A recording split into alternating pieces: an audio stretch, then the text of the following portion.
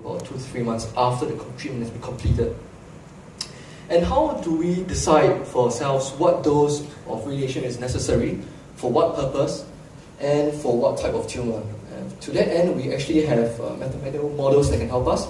Over here, we have the linear quadratic equation, and essentially what it does is that it tells us for every given tumor sensitivity, for every dose that you give each day, total dose, it tells us exactly what sort of treatment regimen we need to give our patients. So let me take you back in time to about 60 years ago to Stanford University. And up until then, we always knew that X-rays could be harnessed to deal damage to tumor DNA. The only problem then was that the X-rays that we could produce were not consistent, they were not reproducible. And then you have Professor Kaplan, and he essentially came across these monsters machines called atom smashers in the Stanford Medical Physics Department. And he realized that by using these atom smashers, he could produce consistent X-rays to deal with tumor cells. So right at the bottom left, you actually have the first patient that was treated with these atom smashers.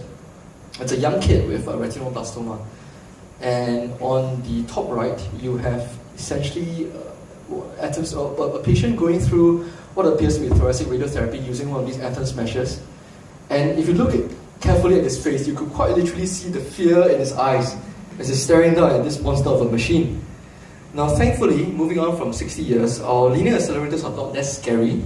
Patients are no longer sitting down, strapped down to a chair. They're a lot more comfortable, they're lying down, some even fall asleep. So now, that brings us back to Mr. A. So we now know that radiotherapy can be a non-invasive manner to deliver radiotherapy to help Mr. A. But there are still limitations in place. Now, right about the 1990s, early 2000s, we essentially had no way, first of all, of seeing what we are treating. And we had no way of predicting how the tumor was moving with respiration. So the only way we could avoid missing the tumor altogether was to give large margins, 3 centimeters top and bottom, and up to 1.5, 2 centimeters left and right.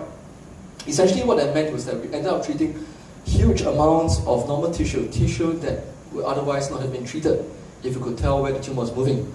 In addition, if you can see the X-ray on the left, it is not quite a normal X-ray because it's actually taken using a mega voltage machine. And the poor quality of the image actually meant that we couldn't set the patient up to any degree of confidence that would tell us that we are essentially treating what we intended to. So that meant that we have to give even larger margins on top of whatever margins we've already given for respiration. So the end result was that